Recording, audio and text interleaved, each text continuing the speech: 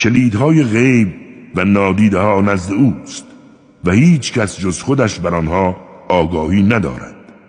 او کسی است که نسبت به آنچه در خشکی و دریا می‌گذرد عالم است. حتی هیچ برگی از درخت نمی‌افتد مگر آنکه از آن آگاه است. و نیز هیچ دانه‌ای در تاریکی اعماق زمین و حتی هیچ تر و خشکی نیست مگر آنکه مقدراتش در کتابی روشن ثبت شده باشد.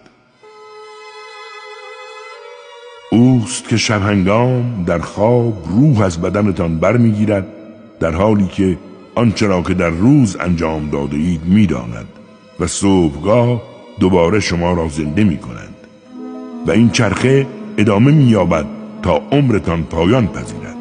سپس بازگشتتان به سوی اوست و شما را از عملکردتان آگاه می‌کند.